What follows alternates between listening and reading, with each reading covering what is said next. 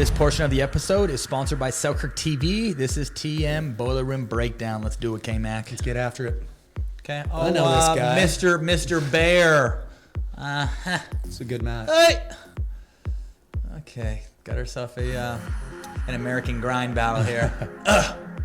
No, not up my line. Not up my line, like sucker. All right, I'll let you take point. You were a little involved in this one. Yeah. So working some kitty cat and mouse. As we saw on most of those balls, I was not I was not balanced, and so I personally feel like if I don't have my slide, if I'm not stable in the correct location, the ball's in yellow, and I'm scrambling, I'm going to continue dropping until I get one down, and maybe Sherry produces a ball that doesn't have as much pace. It's in front of me. It's not moving me around, and then I can drive that one. But in this particular point, serve wide, pull him out, drive cross, and then we're just playing a little cat and mouse from here. To me, this is the shot that's significant because you get this in the kitchen or very close to it, but you don't come up. Boom. Once you feel like you're moving him or putting him back or putting him under some pressure is only when you start applying that forward pressure. So. Yeah. And something we talked about too is look to be a little sneaky with your Ernie, or look to be a little sneaky with your close when you put the ball back behind your opponent and you have them looking at small picture. We see. And no, that small picture, big picture did not come from me. That is Steve Dawson. I probably use that way too often. Okay, so look at Sherry here. Sherry's looking at small picture. The ball got back behind him. He's now like in a close stance. His belly button is facing at the fans over there. So there's a good chance he has no idea where I'm at. Yep. Right. So I'm trusting that. I'm getting inside the court, and boom, we'll back in close. Take that, Sherry Bear. One thing, and I've just noticed this playing against you as well. In that scenario, the angle that you take to the ball is just a little bit different than kind of the tennis mentality where you simply just follow the ball. You could have got further in, but more of a centralized path. And what you did is you got gradually in, but you made sure to shift over and cover your line. So when you actually hit that ball, you weren't at the kitchen line, you were mid-court. But you knew when he's pulled out that way, the high percentage location for him is to push it up the line. You made sure that you kept the ball in front of you, which is more important than just getting up to the kitchen, right? Yeah, you kept the action in front of you, forced him to try to go back behind, which is the lowest percentage shot in the book. Right. Okay, second point here. Got some female doves. Got our girl Leia. Nice little flick. Flick. So these female points they're pulling the trigger. So much more offense than men. And Jessie's done a great job like establishing herself on the right and on the left. Okay, so she drops again. Catherine does a good job cleaning trash up off her feet. Speed up. Let's take a look at Leia's slide here. It's pretty good.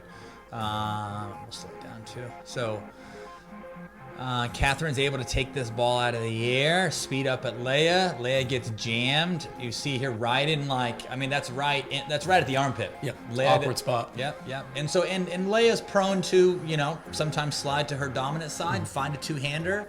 Something that K-Mac and I was talking about earlier is, if you have a two-hander and you're on the right and somebody comes at you, if you slide and you're able to take it in zone 1 or zone 2, you can take it with a 2. Yep. But if you're still caught in zone 3, it's either got to be a block, or if you're comfortable, you can punch that thing off, but it's with 1. Yeah, you got to release the hand. Yeah. Otherwise, the wrists just don't kind of contort that way. But Leia chose to go to her non-dominant side, find a forehand. Actually hit it very well. We're using a Franklin ball. It's in Palm Springs. The ball is pretty warm, so the Franklin ball was not going anywhere. Speed up. Yeah, it's a good ball. And Catherine does a good job of capitalizing with her lean and is able to take some stuff out of the air, even though it looks like her feet aren't all the way up and established. Yeah, look at that. She's like a foot behind the kitchen.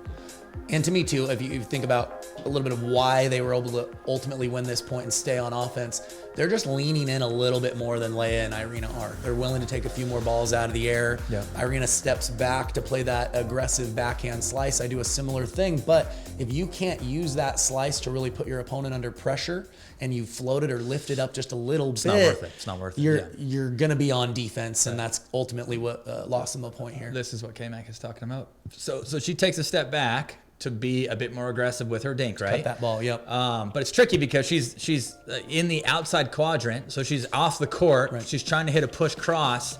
Yeah, if you pop this thing up, it's 1 versus 2. If you get it down, you're fine. But if you pop it up, you're going to be gradually behind, which ultimately lost it. Yeah, for sure. And I mean, Leia's obviously looking to cover her side. Catherine has already come at her twice during the point.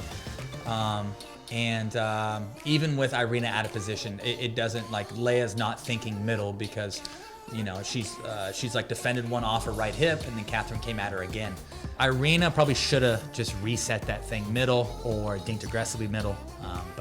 Yeah, she's out of position. She's trying to hit a push cross. She popped it up.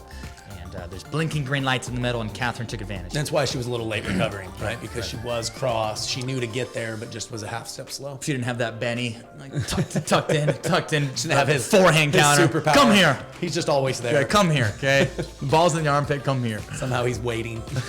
Okay, so got ourselves a little mix point here. AL and myself. Speed up. Lindsay sags back and blocks. Keep Rye honest. Take a ball off her inside foot. Just moving. Oh, yeah. I don't do that often, but when I do, it's over a pregnant lady. I mean, come on now. I don't lob often, but when I do, it's over somebody who's pregnant. Not here to make friends. I mean, come on. What a true gentleman. Well, we can get a little more creative with the what am I doing over there? Get out of the kitchen. So the little, but hey, I disguised it with a couple tip down backhand dinks that led to led to her leaning in a little bit. Definitely tougher to do it against Lindsay, because I was going to comment, like, the first few shots in the point, she was already sagging back a little bit, right? So normally it's going to be tougher to lob the Newmans when they're off the line, but you found it. You found a window. Yeah. She's not rushing back in, waiting in case you attack her again. Gets this one down. She leans in, and then, nice. But you see how I probably hit probably 3 push dinks. So, and we talk about earning the speed up or earning the license to be offensive.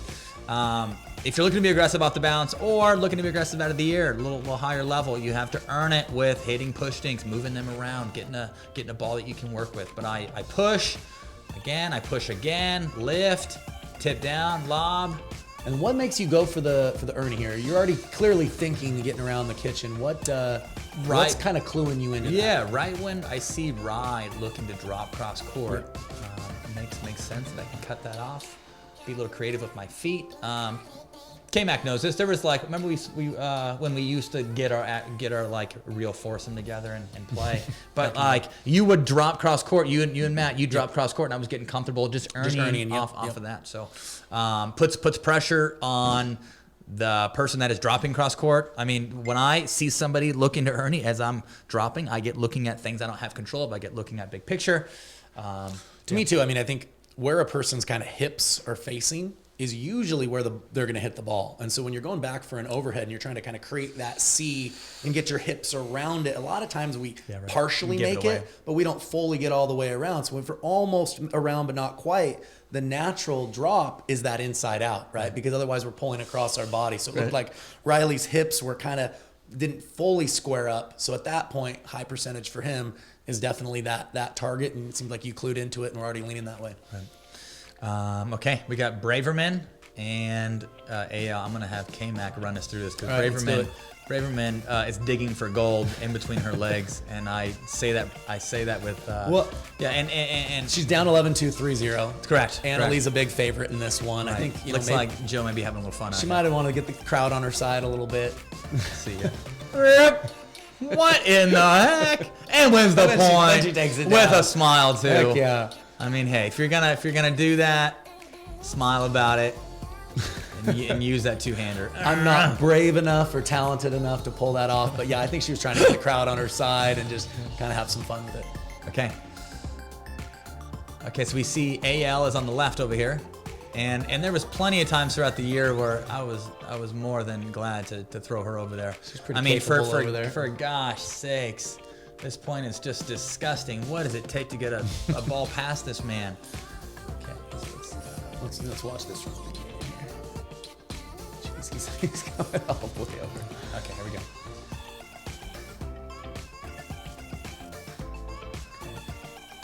About 90% of the court there. Yeah. AL Rolls back behind, but gets it a little high. Right comes at me. Slide and punch. She's got a high ball. And hey, this is where she went wrong. Yep, I agree. Don't go there. Yep. Even there's a reason he's not right. sagging back. He knows how good his reflexes are. I'm gonna mention when Jay and I played Cassidy and Taylor a couple times. We had a high ball. Taylor's back at the baseline. Cassidy's just a sitting duck at the net. Tempting. This has happened to me way too often.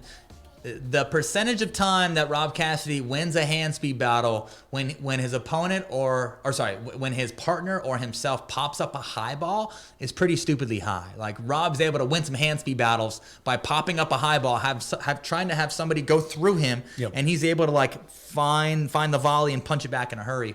Not too many people that can do that. But as we see here, AL had a high ball. She goes at Rye.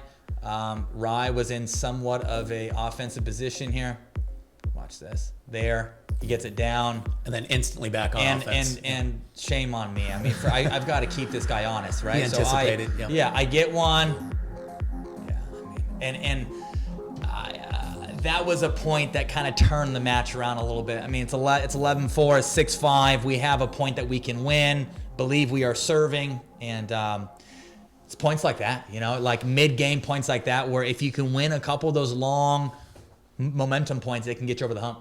No, for sure. And there's not many people that have the skill set, on a green light ball to just stay on the kitchen line right, for sure. and be able to, whether they block or counter, but just eventually take back control of the point. One thing I've found is, playing against a Cassidy or somebody who kind of that's their superpower, is rather than try to go through them, go just to the side of them and kind of dare them to stab at one, when their feet are set. That way you're not completely keeping it away from them, but just kind of daring them to go at the edge of their reach. Right. They don't have a lot of time to decide. Yeah. Clearly, when they're holding their ground, their feet are locked in. They're not going to have time to take a step. Right. So if you can get them to stab, sometimes that's a little more effective. No, for sure. It's a lot of information to process in a split second. No. It's a lot of info. Okay, got the Waters battling, playing Coop and Kovalova.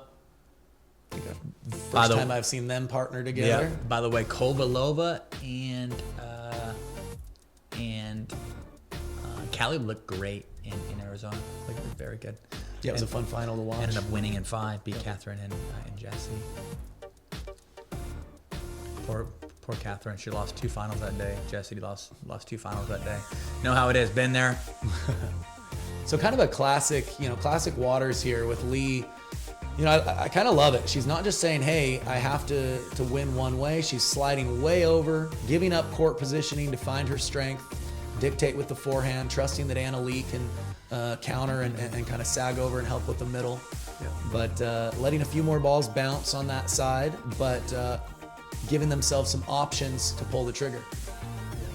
And being aggressive with their dinking by being a couple feet back. Good example of giving up court position to be more aggressive, whether it's off the bounce on a dink or as a speed up. Okay, AL's getting moved around a little bit. Ball gets popped up, swings. Counter, she's leaning. Give herself a grindy point here.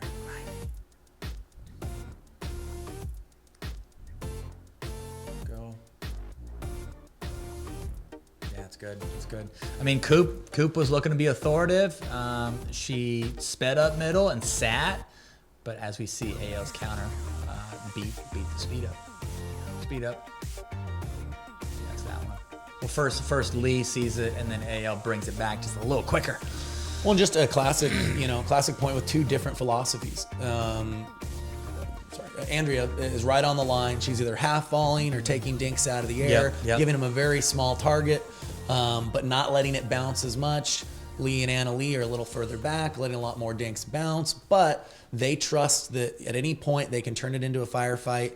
They like being a little bit off the line in those firefights because they've got more of a swinging rather than a punching motion. Right. You get more power, but you need more time to set up for those strokes. Eventually they were able to win that exchange, and it's tough. When you take a lot out of the air, that's great, but it's tough to find that one to comfortably speed up on, especially when your opponents are sagging back a little bit. Right, for sure. And I mean, you've told me that like you've played me a couple times like this where you've sagged back. When we dink up the line, I sometimes do better off not trying to beat you the way that you try to beat me. We're having that battle of who can have better feel on the stretch, but sometimes just give you a little more shape or try to give you what I would call a bait ball. For sure. You know, it's right on the cusp. Do you speed it up? But then I'm able to sit on a big counter.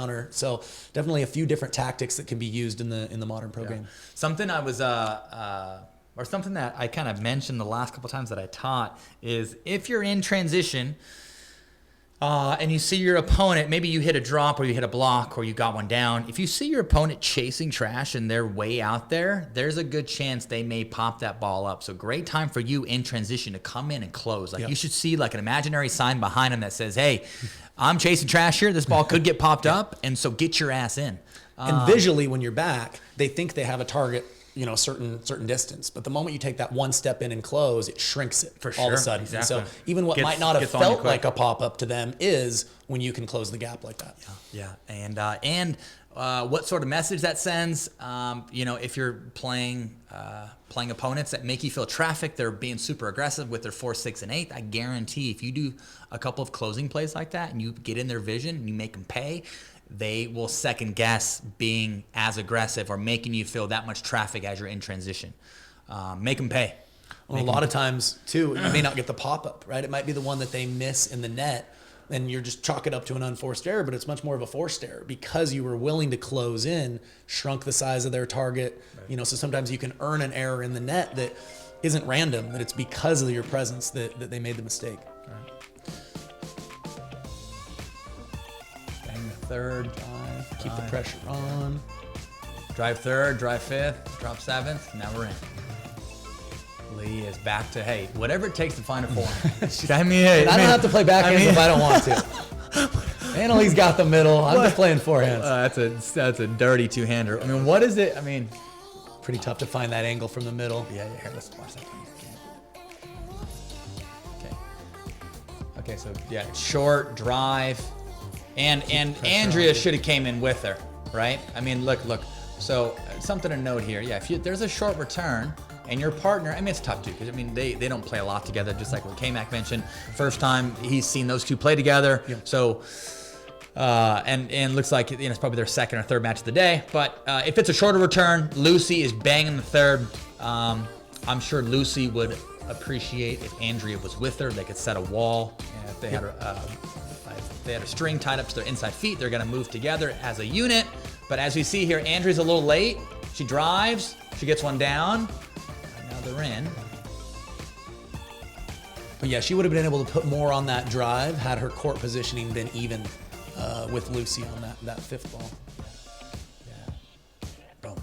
And actually, Andrea,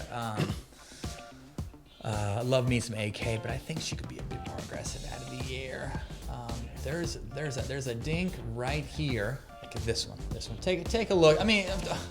This ball is in. I mean, is that in green? It's darn close. But it comes to show that when a 15-year-old is in front of you, and they've got the counter that AL does, and she's sitting and chomping, it makes you second guess speeding up, even if you have a high ball. You know what I mean?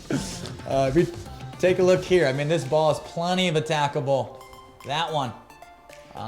No, for sure. But I mean, again, it's kind of what we mentioned earlier. It's because of Annalie, not just her ability. She's, just about, if not the best player around these days, but because she's back a full step, she's nervous about trying to go at her or through her just because you want to feel like your first strike gets you ahead. And if you're just leading yourself into a big swinging counter, so I think it's making her second guess balls that she would normally just try to poke at your opponent when they're right on the line, but when they're back a couple steps, sometimes you're waiting for a better ball to initiate that firefight.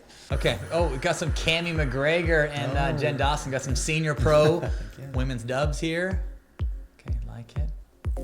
Keeping the pressure on. I mean, swing. Okay, yeah. Swings. Yvonne Ting is about as crafty as they come, baby. So it looks like, so Cammie drives the initial third. Right? Drives the third. And gets a weaker volley. And I think that's why she decides to keep the pressure on here. Drive the fifth. playing Jane Paulson from Oregon. Jen pops one up. There's a little high five volley. Okay. Chooses to reset there. Swing. Could be a little ambitious, Yeah, but hey, it definitely works. ambitious, Yeah, but he got blocks. the job done. Come again. Blocks. Come again. Swings. Close. Looks like they're moving forward. Yes, yes. Beautiful block. Looks like they're keeping the pressure on. Here comes Old Faithful. Old Faithful. Jen says, not in this house.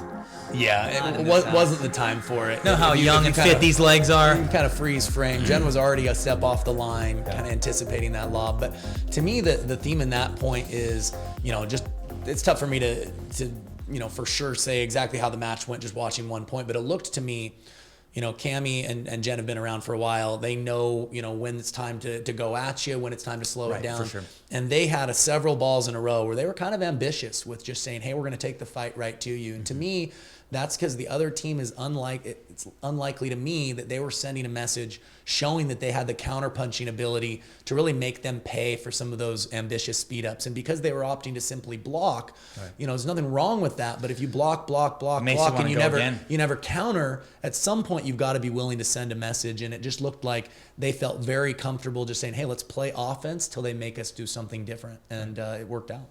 Right, no, for sure, spot on.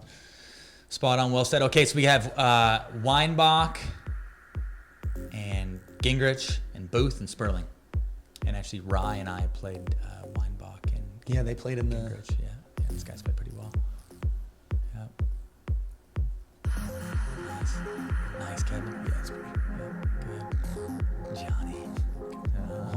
Come on. Something I did not mention is that the Dawson family probably is the best looking family in pickleball. I mean, two brothers, both guys could be models. And if you take a look at Steve's calves and just his lower half. The guy is built like an ox. He'd definitely be a calf model. I mean, the guy, his trunks, right? His tree trunks, his thighs, and his calves.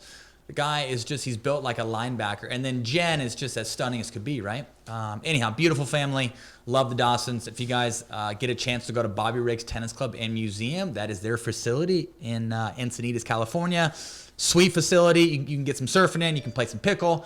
But actually, fun fact, that is the first facility nationwide to convert tennis courts into pickleball courts and like make it work with the tennis members where there was half tennis and half pickle.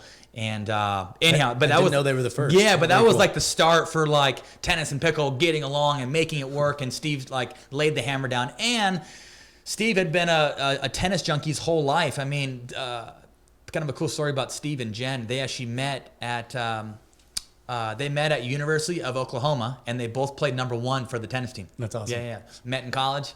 And Jen still plays like 50 plus U.S. Women's Fed Cup. Like she's like one of the best 50 plus senior tennis women. And anyhow, very athletic Now family. it's just a family full of pickleball pros. Crazy, Just everybody's crazy. a pro. The Tyler's a doctor. And I think Tyler played baseball in college. Callan played baseball in college. I mean, and now both these guys play professional pickleball. I mean, yeah, just a very athletic family. Mom and dad are still studs. Oh yeah. Okay, here we go. Okay, so I haven't seen a lot from the senior pro men, but obviously love us some John Sperling. Looks like they're picking on Booth a little bit. Booth is an ex-racquetball guy, so technically it looks a little different, but does a good job. Block, punch. Yep. Get Varies one- the speeds, gets back Get in. one little down. reset. Here comes that lob. Take a slice of that. But Booth does a good job, and actually it's kind of interesting. He'll go tip down forehand in here in zone 2 or 3, where most of us go tip down backhand. But as you see here, so punch gets in. Watch this tip down out of the air, boom, and it even looks a little wristy. But hey, I think he got a little brush on that thing. I think He it had a little did. top. They had a little Start top that spin on lawnmower right here. I think it was a heavier ball, and just put it on a dime. Yeah, and and actually, Sperling mentioned this in our last camp. When you can lob middle and make them both kind of fight over it, we have a righty we have two righties, but you have like the backhand overhead trying to go at it, and then the forehand overhead. But there's value with making them fight over a lob in the middle. For sure. I think that's the highest percentage lob, assuming everybody's right-handed, you're on the right, you've got a forehand, the person in front of you has to honor that you might speed it up the line. So by lobbing over their right shoulder or just a little further across the middle, it just forces them to run a little bit more diagonal. And then the other player that's goofy, that's cross court from you, it's their left shoulder, which is tough to get a lot on the backhand overhead. So even if you don't hit it perfect, it can still work out for you.